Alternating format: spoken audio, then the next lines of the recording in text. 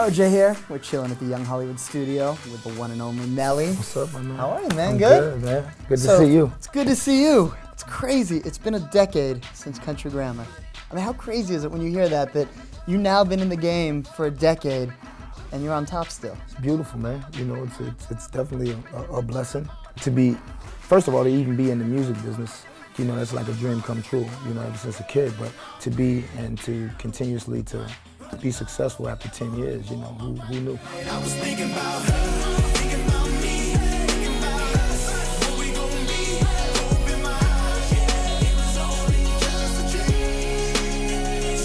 dream. Just a Dream has just been blowing up. Incredible. When you were a kid, what was your dream? What was your big dream? I dreamed of being everything from a garbage man because I just wanted to ride on the back of the truck. Right. You know what I'm saying? You know, you see him going down the alley, you're like, yo, that's cool. I wish I could ride on the back. And he gets paid, like, whoa. You know what I'm saying? Anything from firemen to all that. I actually thought playing baseball would be my lick. You know, I love sports. I thought that was going to be my way of taking care of my family and being able to help them live a more pleasant life, so to speak. But music is... That's interesting. So early on, it wasn't, I want to be a music star when I grow up. That was something... Well, I always did music. But you got to understand, coming from St. Louis, it didn't look as feasible. You see what I'm saying? Because who made it musically out of St. Louis like that?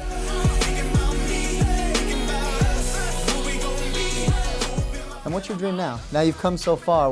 My dream now is just to continue, man. You know, coming from where I come from, I came a long way. And if you would have asked me 10 years from now, where would I want to be? I would say right here, you know, right here, celebrating, putting out a new record, having a #1 single, you know what I'm saying, and continuously doing things. But now you get here, and I just don't know, man. I don't want to put the roof over the house, right? I just want to keep building. Well, let's talk about the Nelly sound, though, because when I first heard that song on the radio, I knew it was you before the lyrics even came on. Just something about the beat, like, oh, that sounds like that's a Nelly joint that's coming on right now.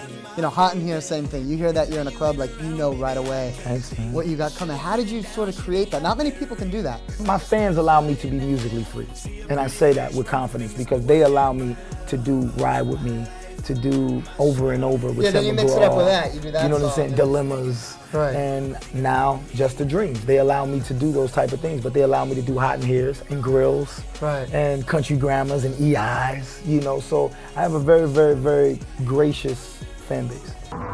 You were one of the first guys in the game to really, you know, create the empire. A lot of guys are doing that now, but, you know, Apple Bottom Jeans, Vocal, Air Dirty. Right. Like, you were the first guy that expanded into all these other areas. Well, I had great people in front of me. I look at what Puff come along and does, what Jay is doing. You know, I got great people in front of me to lead the way. So it's not like, I don't want you to think like it's these ideas that I came up with. It's about me learning. I have no problem with looking and learning, man, and trying to incorporate that with what works for me.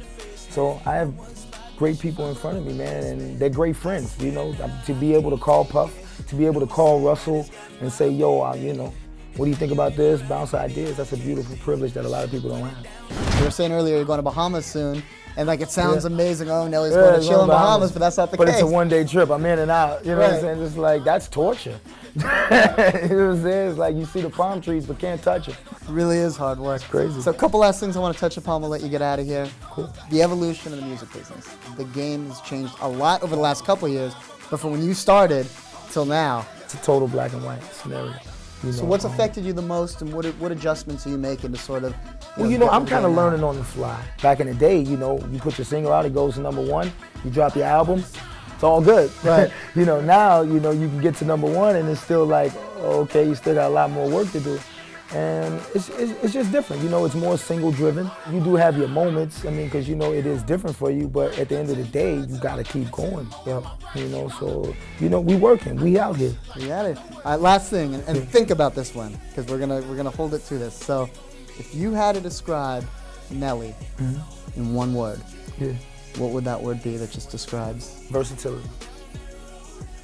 Makes a lot of sense. You didn't even have to think about it. Never. Most people think about it. You're just like right on it. Never. That's my motto. That's what I think.